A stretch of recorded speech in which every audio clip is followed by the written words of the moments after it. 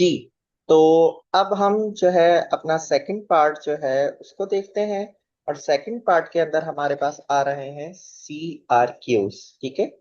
तो एक चीज मैं आप लोगों को बता दूं, जो क्लास के लिए CRQs थे वो अकॉर्डिंग टू योर सिलेबस थे। ठीक है। आपके सिलेबस के अकॉर्डिंग जो है पूरे CRQs बनाए गए थे, ताकि आप लोगों को जो है सिलेबस के अकॉर्डिंग ही जवाब देने में आसानी हो। जो मॉक टेस्ट बाहर शेयर शेयर हुई है ग्रुप से, उसके अंदर CRQs अलग थे। ठीक है। तो ये कंफ्यूजन आप लोगों को ना हो, इसलिए मैं आपको पहले ही बता रहा हूँ। ठीक है। जो क्लास के लिए CRQs थे वो पोर्शन बिल्कुल डिफरेंट था, जितना आपका सिलेबस कवर हुआ है उसमें से सवाल थे। और जो ग्रुप से बाहर मॉक टेस्ट शेयर हुई है उसके अंदर CRQs डिफरेंट थे। ठीक है। तो क्लियर हो गया होगा। अब हम देखते हैं नंबर 1, हमारे पास क्वेश्चन है, explain how independent study is helpful for primary और सेकेंडरी क्लासेस। अब देखें, आपने यहाँ पे जो है ना इंडिपेंडेंट स्टडी को एक्सप्लेन करने नहीं लग जाना कि जी the first time independent study was used by और प्रपोज्ड बाय, इस तरह की बात कोई नहीं करनी। जब आपसे सवाल पूछा जा रहा है अब टू द पॉइंट जवाब लिखें। ठीक है। अभी भी ये जो मैंने जवाब लिखे हैं ये थोड़े से जो है बड़े हैं। ठीक है। इनको अभी भी हमने शॉर्ट करना है, क्योंकि आपका जो पेपर होगा पेपर के अंदर इतने ज्यादा स्पेस नहीं होगा कि आप अपनी मर्जी से लिख सकें। बट फिर भी मैंने आपको एक आइडिया देने के लिए लिखा है ताकि आप लोगों को अंदाजा हो सके। ठीक है। तो आप देखें, डायरेक्ट जो है जवाब के ऊपर ही आए हैं। ठीक है। Independent study is very useful for both primary and secondary students as it promotes self learning and responsibility। ठीक है। पहले ही टॉपिक सेंटेंस के अंदर हमारे पास जो क्वेश्चन था उसको हमने क्या किया, टारगेट किया और जवाब दिया। ठीक है। इधर उधर की कहीं भी कोई बात नहीं की, क्योंकि हमारे पास टाइम और स्पेस दोनों ही कम होते हैं। It encourages learners to think critically and solve problems on their own। वो क्या करता है, वो मदद करता है लर्नर के लिए कि वो क्रिटिकली सोच सके और जो प्रॉब्लम्स है उसको सॉल्व कर सके खुद ही। विच improves their understanding of concept, जिससे क्या होता है उसके जो कॉन्सेप्ट्स हैं वो बेटर होते हैं, इम्प्रूव होते हैं। Through independent study students became more confident and independent in their learning process. इससे स्टूडेंट्स को कॉन्फिडेंस मिलता है और लर्निंग प्रोसेस में वो क्या हो जाते हैं, इंडिपेंडेंट हो जाते हैं। ठीक है। इंडिपेंडेंट स्टडी हमने देखा था ना, जो हमारी क्लास के अंदर एक बच्चा था तो रिसर्च कर रहा था, लैपटॉप के आगे बैठा हुआ था। ठीक है। मुझे अभी तक याद है, जो मैंने आप लोगों की क्लास ली थी उसके अंदर जो पिक्चर भी बनी हुई थी वो भी आप लोगों को बता रहा हूँ ताकि आप लोगों को याद आ जाए। it also allows it also allows them to learn according to their own pace and abilities, supporting individual differences in the classroom। ये मदद करता है कि जिस हिसाब से बच्चा पढ़ रहा है, जितनी उसकी काबिलियत है और जितनी उसको सपोर्ट चाहिए वो उसको क्लास में मिल सके। In addition it develops research skills and helps students become life long learners. मतलब बच्चा खुद सीख सकता है। तो ये वाला जो आपको CRQs है वो क्लियर हुआ। देखें कितना, हमसे जो CRQs पूछा गया था हमने डायरेक्टली टारगेट उसको किया और हमने लिखा। ठीक है। हमने इधर उधर की बातें नहीं की, टू द पॉइंट हमने बात की। जी, किसी को इसमें कोई कंफ्यूजन हो, कोई चीज पूछनी हो, कोई चीज डिस्कस करनी हो तो आप पूछ सकते हैं।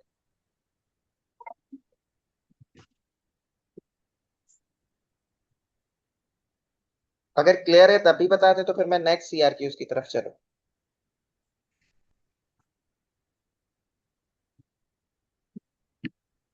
अच्छा, क्लियर है यहाँ तक?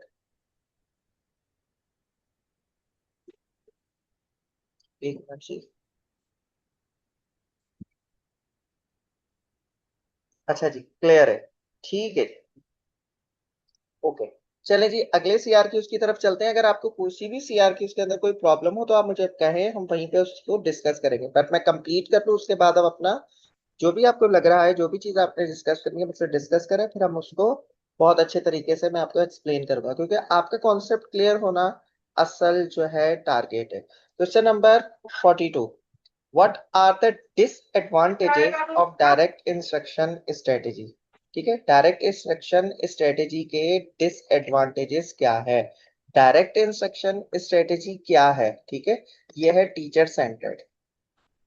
ठीक है। अच्छा, direct instruction strategy has some disadvantages, is often makes students passive learners, क्योंकि लेक्चर मेथड यूज हो रहा होता है, अथॉरिटेरियन होता है teacher, because they mainly listen rather than actively participate in learning, बस उन्होंने सुनना होता है, पार्टिसिपेट नहीं करना होता। It does not effectively develop critical thinking and problem solving skills since the focus is more on memorisation, ठीक है, रट्टाफिकेशन एंड टीचर एक्सप्लेनेशन, मतलब टीचर ही सारा कुछ जो है बता रहा होता है और टीचर ही जो है सारा पार्टिसिपेट कर रहा होता है। एक मिनट जी, ये कौन है जिसका माइक खुला हुआ है, मैं देखूं।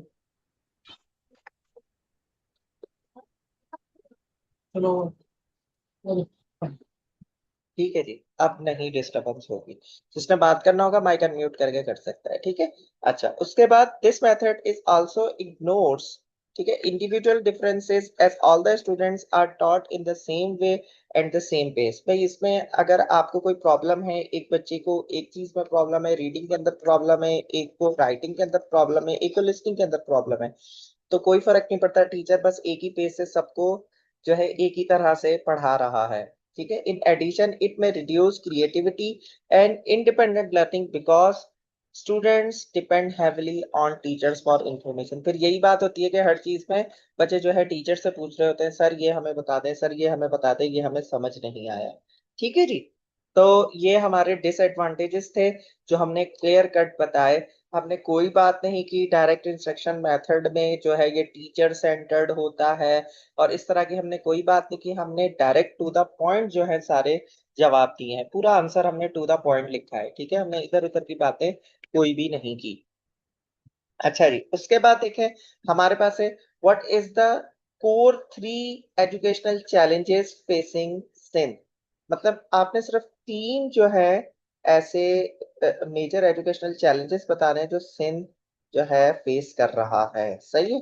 अब आपने क्या किया, देखें, Sindh faces three major educational challenges. First one, poor quality of education, है तो क्यों है, due to untrained teachers and weak teaching methods, ठीक है।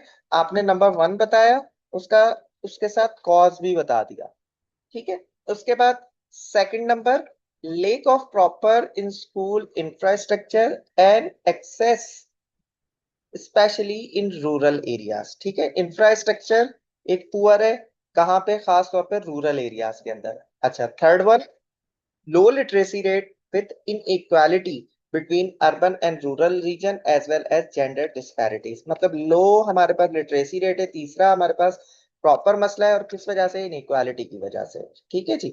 वो इनइक्वालिटी रीजन की वजह हो या जेंडर बेस के ऊपर हो। तो देखिए, तीन हमें सिर्फ जो है एजुकेशनल चैलेंजेस पूछे गए, तो हमने तीनों को टू द पॉइंट जो है बताया, उसके कॉजेस भी बता दिए, ठीक है। देखिए कितनी लाइन है, सिर्फ 4 लाइन है, और 4 लाइन के अंदर हमने कितनी सारी चीजें लिख दी हैं, ठीक है जी। तो ये होगा आपकी प्रैक्टिस के साथ, जितनी आपकी प्रैक्टिस होगी उतनी अच्छी आप जो है आपका अच्छा जवाब लिख सकेंगे। Question number 44, what is the challenges teachers face while implementing moral development theory in the class. ये थोड़ा सा एडवांस लेवल था आप लोगों के लिए, ठीक है, ये थोड़ा सा एडवांस क्वेश्चन था आप लोगों के लिए, ठीक है जी। अच्छा, इसके अंदर teacher face several challenges while implementing, क्योंकि हमने जो है कोलबर्ग की मोरल डेवलपमेंट थ्योरी नहीं पढ़ी, तो ये उसमें से सवाल था। टीचर फेसेस या face several challenges while implementing moral development theory in the classroom, ठीक है, कौन कौन सा। सबसे पहला challenge is the difference in students moral background as learners come from diverse family and cultural value. जैसा कि हमें पता है कि हमारी डाइवर्स सोसाइटी है, तो हर जो बच्चा आ रहा है उसका डिफरेंट कल्चर होता है, और डिफरेंट कल्चर की वजह से उसकी मोरालिटी भी चेंज होती है। Another issue is lack of training and awareness among teachers about applying moral development theories effectively in teaching। और दूसरा, टीचर्स को भी नहीं पता कि how to deal the situation, और उनके पास ट्रेनिंग ही नहीं है। तो दो चीजें आ गई। Teachers also face time constraints in the curriculum which limits opportunities for moral discussion and activities। और हमारे पास क्या है जी, कि टाइम को लेके जो है एक टाइम भी चैलेंज है, क्योंकि हमने कैरिकुलम पूरा करना है, इतना हमारे पास टाइम होता नहीं जिसमें हम मोरल डिस्कशन और एक्टिविटीज कर सके। In addition it can be difficult to access moral development since it is not as measurable as academic performance। और हमारे पास जो है मोरल डेवलपमेंट जो है उसको मेयर किया ही नहीं जा सकता जैसा कि एकेडमिक परफॉर्मेंस पे मेयर किया जाता है, और यही हमारा मसला है। ठीक है, अब जवाब आपका यहाँ तक भी पूरा हो गया है। ठीक है, यहाँ तक आपका जवाब पूरा हो गया है। आगे अगर एक्स्ट्रा लाइन आप नहीं लिखना चाहते तब भी खैर है। जैसे हमने ब्लूम टेक्सोनॉमी पढ़ी थी ना, तो ब्लूम टेक्सोनॉमी के अंदर अंदर तीन क्लासिफिकेशन है। एक है हमारे पास कॉग्निटिव, ठीक है, एक है हमारे पास कॉग्निटिव, दूसरी थी हमारे पास जो है अफेक्टिव, और तीसरी थी हमारे पास साइकोमोटर। ऐसे ही था। ठीक है, ये हमारे पास क्या था, इसको मैं दूसरे जो है कलर से लिख, ठीक है, ये हमारे पास था माइंड। ठीक है, अफेक्टिव जो था, अफेक्टिव था हमारे पास हर्ट, और जो साइकोमोटर था वो था हैंड। ठीक है जी। अब जो हमारा सिस्टम है ना, वो जो हम क्या करते हैं, हम जी मारते हैं, हमसे एग्जाम में सवाल पूछे जाते हैं, वो एक तो मेमोराइजेशन और अंडरस्टैंडिंग के पूछे जाते हैं, और जो आपके पास अक्सर प्रैक्टिकल होते हैं, तो प्रैक्टिकल हो जाता है साइकोमोटर। हमारा जो सिस्टम है वो अफेक्टिव डोमेन को मेयर ही नहीं करता। ठीक है, जिसकी वजह से मोरल डेवलपमेंट हमेशा रह जाती है, और यही हमारे पास क्या है, फुकदान। क्लियर हुई ये बात, कि मैंने रेफरेंस के साथ आपको बताई ताकि आप लोगों को क्लियर हो, क्योंकि मोरल डेवलपमेंट थ्योरी आप लोगों ने कोलबर्ग की नहीं पढ़ी हुई थी, तो मैंने आप लोगों को जो है ब्लूम टेक्सोनॉमी के अकॉर्डिंग थोड़ी सी समझाने की कोशिश की है। क्लियर है कि यहाँ पे अगर किसी को कोई सवाल है तो वो पूछ सकता है। एक जी, चैट बॉक्स में, ओके जी, क्लियर हो गया।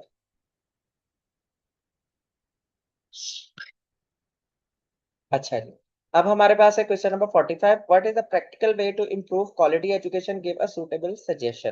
ठीक है, क्वालिटी एजुकेशन को इनहांस किस तरह किया जा सकता है, एक अपनी सजेशन है। A practical way to improve the quality of education is to focus on teacher training and professional development. Simple. ठीक है, देखें, जब भी आपसे जो क्वेश्चन जिस तरह से पूछा जाता है ना, टू इंप्रूव क्वालिटी एजुकेशन, और यहाँ पे क्या लिखा है, सुटेबल सजेशन, प्रैक्टिकल वे। ठीक है, तो आपका जवाब ही यहाँ से शुरू है। A practical way to improve the quality education is to focus on teacher training and professional development. ठीक है, सिंपल सा आपने सजेशन अपनी दे दिया, अब आप उसको थोड़ा सा एक्सप्लेन कर रहे हैं कि हाउ, किस तरह ये इम्प्रूव करेगा।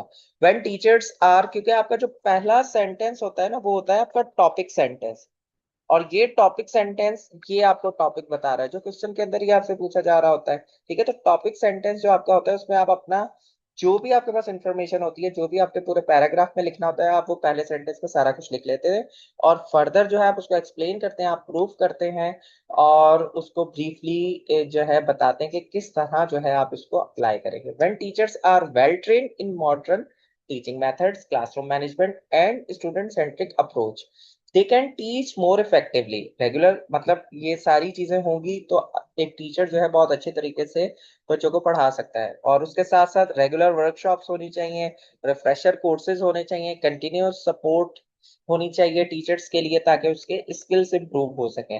This directly enhance student learning outcomes as well as और ओवरऑल एजुकेशन क्वालिटी। जब टीचर की क्वालिटी इनहांस होगी तो वो मेहनत करेगा, तो बच्चे की क्वालिटी इनहांस होगी तो ओवरऑल हमारे पास एजुकेशन जो है वो improve.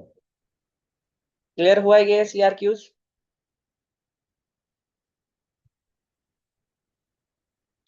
Question number 46. How you used open-ended question in your classroom for brainstorming? Give example. ठीक है, आप अपनी क्लासरूम के अंदर ओपन एंडेड क्वेश्चंस किस तरह इस्तेमाल करेंगे ब्रेनस्टॉर्मिंग के लिए, उसके आपने एक सजेशन भी देनी है, एक एग्जांपल भी देनी है। तो answer, open ended questions are used in the classroom to encourage students to think deeply, share ideas and engage in brainstorming without a single correct answer। ठीक है, पहली बात ये, और ये तो हमें पता है ओपन एंडेड क्वेश्चन में there is no single correct answer. अब एग्जाम्पल उन्होंने पूछी थी तो एग्जाम्पल के ऊपर आप आ गए, आपने सिंपल सी बात बताई कि आप किस तरह पूछेंगे। ये देखिए, आपने पहले ही सेंटेंस के अंदर सारा कुछ बता दिया कि मेरा पॉइंट ऑफ व्यू ये है। आपने आपसे एग्जाम्पल पूछे, अब आप नीचे आप एग्जाम्पल बता रहे हैं। During a lesson on environmental science I ask students, मतलब आप being as a teacher पूछेंगे, what are the possible ways we can reduce pollution in our city? Students then discuss different ideas such as planting trees, ठीक है, reducing plastic use and using public transport. ठीक है, this questions help generate multiple responses and encourage creativity and critical thinking among students। Clear हो गया? आप किस तरह पूछेंगे और उसका फायदा क्या होगा, ये यहाँ पे आपने क्लियर कट एक्सप्लेन कर दिया है। तो मैं उम्मीद करता हूँ कि आज जो आप सीआरक्यूज देख रहे हैं कि किस तरह सीआरक्यूज लिखने हैं, तो आपको बहुत सारी चीजें क्लियर हो रही होंगी। ठीक है, अच्छा, which factor is more challenging for your teaching practice and how you tackle it? मतलब वो कौन सा चैलेंज है आपकी टीचिंग प्रैक्टिस के लिए जो सबसे ज्यादा चैलेंजिंग है, और आप उसको किस तरह सॉल्व करते हैं। अब देखें, हर किसी का जवाब अलग अलग हो सकता है, हर किसी का एक्सपीरियंस अलग अलग हो सकता है। अब ये आप कहीं से रट्टा मार के जाएंगे तो वहां पे वो चीज जो लिखी होगी वो किसी और हिसाब से लिखी हुई होगी, बीच में से मेन आइडिया आपको याद ही नहीं रहेगा, और आप स्टार्ट और एंड लिखाएंगे और जो एग्जामिनर होगा उसको साफ पता चल जाएगा ये तो कहीं और की बात ही लिखी हुई है, ये इस जो कैंडिडेट है इसने नहीं लिखी। ठीक है, तो मेन चैलेंज क्या है जी? Managing individual differences among student. भाई एक ही क्लास के अंदर डिफरेंट बच्चे आ जाते हैं, किसी की राइटिंग का मसला है, किसी के टेंसेस का मसला है, किसी का जी एक्टिवाइज पैसिवाइज का मसला है, किसी का पार्ट्स ऑफ स्पीच का मसला है, तो फिर अब आप क्या करें? ठीक है, तो यहाँ पे आपको प्रॉब्लम क्या आती है? The learn at different speed and having varying abilities and background. भाई हर कोई अपने हिसाब से पढ़ रहा है, कोई बच्चा जल्दी से याद कर लेता है, कोई बच्चा आराम से याद करता है, हर किसी का बैकग्राउंड अलग है। तो ये एक सबसे मेजर चैलेंज होता है एक टीचर के लिए। This makes it difficult to teach all students equally in one classroom. अब सारों को एक ही क्लासरूम में बिठाना, ये जो है ना सबसे चैलेंजिंग है। अब आप इसको हैंडल किस तरह करेंगे? ठीक है, फर्स्ट पार्ट हो गया। Second part, differentiated instruction is used by giving tasks based on students level and needs। भाई differentiated instructions आप यूज करेंगे, हर किसी के लिए अलग अलग इंस्ट्रक्शन होगी, जिस तरह के स्टूडेंट्स हैं उनका ग्रुप बना देंगे। ठीक है, ताकि वो आपस में ग्रुप बना के करें, क्योंकि अगर इंडिविजुअल हो जाएंगे, मिसाल के तौर पे एक बच्चा है, एक बच्चे को ज्यादा मसला है, एक बच्चे को थोड़ा मसला है, ठीक है, टेंसेस का ही, तो आप उनका एक ग्रुप बनाते हैं। ठीक है, या पेयर के अंदर उनको आप इंस्ट्रक्शंस दें। इसी तरह ही अगर तीन चार बच्चे उनके साथ सेम इशू है कि उनको एक्टिवाइज और पैसिवाइज नहीं आ रहे, तो आप उनको अलग ग्रुप बना दें। ठीक है, तो इस तरह जो है आप डिफरेंट ग्रुप्स बना के उनको डिफरेंशिएटेड इंस्ट्रक्शंस दे सकते हैं। Group work and pair learning also helps students support each other. Regular assessment is used to identify learning gaps and provide extra help करने। ठीक है, आप रेगुलरली उनकी असेसमेंट करें, आपको पता चल जाएगा कितना इंप्रूव हो रहा है। जहाँ पे हेल्प की जरूरत है वहां आप हेल्प कर सकते हैं।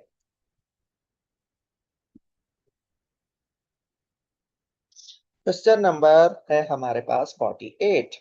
To get the attention of noisy class which strategy you will apply and give example. भाई एक क्लासरूम में बड़ा शोर है, आप उसको किस तरह चुप कराएंगे, अटेंशन ली जाए, एग्जाम्पल दें। ठीक है जी, अब यहाँ पे to control a noisy class, I would use non-verbal attention signals such as raising my hands or using a clap pattern। ठीक है, या तो जी आप अपना हाथ उठाएंगे, अक्सर टीचर मतलब टीचर हाथ उठा लेता है, या जी आप क्लैपिंग करेंगे, जैसे क्लैप करते हैं ताकि सारे आपकी तरफ अटेंशन दें। For example, when I raise my hand students stop talking and become silent. जब आप अपना हाथ उठाएंगे तो बच्चे देखेंगे कुछ ना कुछ हो रहा है, तो वो इस वजह से चुप हो जाएंगे। और they repeat a clap pattern to gain attention. जब आप क्लैपिंग करेंगे और एक अलग पैटर्न से कर रहे होंगे, तो सारे बच्चे अपनी बातें छोड़ के आपकी तरफ जो है क्या है आपको सुनने लग जाएंगे। तो these strategies quickly focus students and help maintain classroom discipline without creating more noise. ऐसा नहीं है बच्चे शोर मचा रहे हैं तो टीचर आगे उससे ज्यादा शोर मचाने लगते हैं। ठीक है, तो ये डिफरेंट स्ट्रेटजीज है जिससे आप जो है एक नॉइजी क्लासरूम को अपनी तरफ जो है उसकी अटेंशन लेंगे। और ये आपने एग्जाम्पल दे दिया।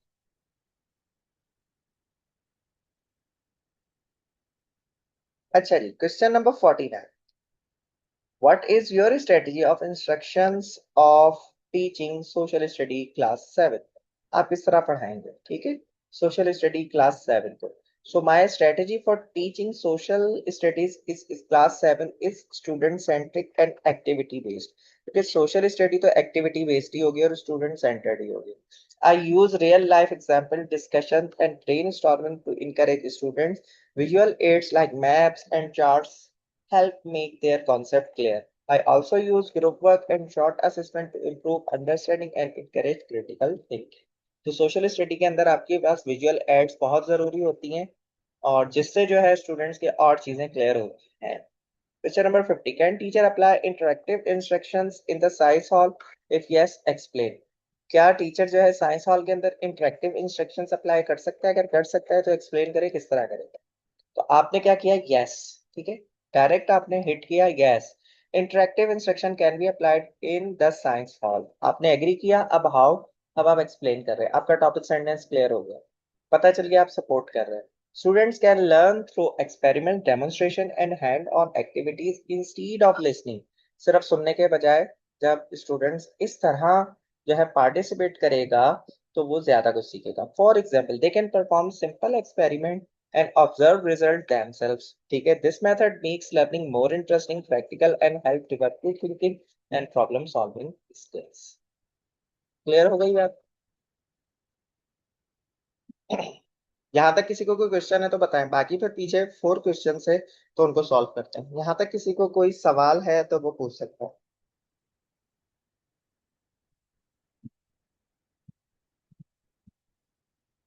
जी, मेरी आवाज आ रही है आप लोगों को? क्लियर है?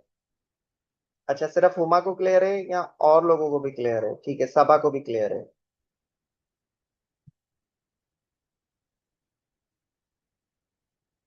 चले जी, ठीक है. चले जी, रेस्पॉन्सेज आ रहे हैं, क्लियर है तो ठीक है. आगे चलते हैं. How you give positive feedback after taking assessment in the class. ये मैंने सवाल आप लोगों से पूछा भी था क्लास के दौरान. ठीक है, ये वही सवाल है जो क्लास के दौरान मैंने पूछा था और मैं जो हूँ आप लोगों को मैंने ये मॉक टेस्ट में भी दिया. ठीक है. After taking an assessment in the class, I give positive feedback by first appreciating students' effort and participation. I highlight what they did well, such as correct answers, improvement, or good understanding of concepts. I also provide constructive suggestion for improvement in a supportive and encouraging way instead of criticizing mistake. ये वाली बात मैंने आपको बताई थी ना जब मैं एग्जाम्पल दे रहा था. For example I may say, you have done well in understanding the concept, but you need to focus more on accuracy in calculation. ठीक है, ये यहाँ तक आपका जो है जवाब क्लियर हो गया. आपने अगर आगे लिखना चाहे तो लिख सकते हैं. ठीक है. I also motivate students bye setting achievable goals for future improvement, कि आप किस तरह जो है कर सकते हैं. This approach build confidence, encourage learning and help students to improve their performance. ठीक है जी, ये मिलते जुलते सवाल मैंने दिए थे जो क्लास के अंदर मैं आप लोगों से डिस्कस करता हूँ. वो ही तकरीबन 3-4 सवाल तो मैंने वो ही दिए थे ताकि आप लोगों को एक कॉन्फिडेंस मिल सके जिससे आप जो है सीआरपी से डरे नहीं और उनको लिखना शुरू करें. ठीक है. अच्छा, how community will take interest in the school, give practical suggestion. Community interest in school can be increase by involving parents and locals in school activities like meeting event seminar, जिसे हम पेरेंट टीचर्स मीटिंग कहते हैं. कोई भी आपकी जो है event आप करवाते हैं एक्स्ट्रा करिकुलर एक्टिविटी, जिसमें आप जो लोकल स्टेक होल्डर्स हैं उनको पार्टिसिपेट करवाएं, जिसमें आप showcasing students achievement and organising community service project also help build trust and engagement. This makes the community more supportive and interested in the school. जितना community participate करेगी school में उतना ही जो है आपको सपोर्टिव एनवायरनमेंट मिलेगा. ठीक है जी. अच्छा, अब यहाँ पे ये मैंने कुछ स्टूडेंट्स के चेक किए थे. ठीक है, ये जो है क्या जी, एमसीक्यूज. अब एमसीक्यूज भी कुछ स्टूडेंट्स ने नहीं बनाए. ठीक है, उन्होंने पता नहीं क्या लिख दिया, सिर्फ आप लोगों ने जो है एक स्टेटमेंट लिख दिया. देखिए, एमसीक्यूज का मतलब क्या होता है. आपके पास स्टेटमेंट है, आपके पास ऑप्शंस है और फिर आपके पास है आंसर. आंसर की. ठीक है, ये पूरा एमसीक्यूज इसे कहते हैं. और आपने लेवल भी लिखना है. तो ये देखें, जो मैंने आपको पढ़ाया था ये मैंने वही एग्जाम्पल्स यहाँ पे लिखी हूँ. ठीक है, सिर्फ आपको समझ आ जाए. लेवल कौन सा है? Remember what is 7 + 3. तो राइट ऑप्शन 10 है तो आंसर आपने सी लिखना है. अच्छा, सेकंड एमसीक्यू जो है हमारे पास, वो है किस लेवल का, वो अप्लाई लेवल का है। ठीक है। अब अप्लाई लेवल में हमने क्या किया है, ठीक है, Ali has 6 apples and get 6 more, how many apples does he have now. तो हमें एडिशन आती है, तो हमने क्या किया, एडिशन को यहाँ अप्लाई किया और राइट ऑप्शन हमारे पास यहाँ पे 12 है। ठीक है, सिंपली इस तरह दो एमसीक्यूज लिखने थे, कुछ स्टूडेंट्स ने एमसीक्यूज में गलती की है, तो काइंडली ये नोट कर ले और नेक्स्ट टाइम आप लोगों ने इस तरह की गलती नहीं करनी। लास्ट लास्ट हमारे पास क्वेश्चन है, explain 3 qualities of good teachers. ठीक है जी। A good teacher has strong subject knowledge, number one, which helps in explaining concept clearly. Good communication skills, number two, are important to make lessons simple, interesting, and understandable for students. A good teacher is also patient and understand individual differences. Third quality. ठीक है। एक। ठीक है जी, third quality आ गई। उसमें क्या होगा जी, supporting both weak and strong student, these qualities help create in effective and positive learning environment where student feels motivated, confident and actively engage in the learning process. तो ये था जी हमारे पास सीआरक्यूज, जो कि पूरे का पूरा पेपर मैंने आपको सॉल्व करके दिखाया। अब मैं उम्मीद करता हूं कि आप लोगों को बहुत सारी चीजों का पता चल चुका होगा। अगर आप लोगों को कोई क्वेश्चन है, कोई क्यूरी है, कुछ पूछना चाहते हैं, तो आप पूछ सकते हैं। 10 मिनट आप लोगों के साथ जो है देते हैं। 10 मिनट के अंदर आप लोगों ने कोई सवाल पूछना है तो आप पूछ सकते हैं, वरना हमारा सेशन क्लियर हो चुका है।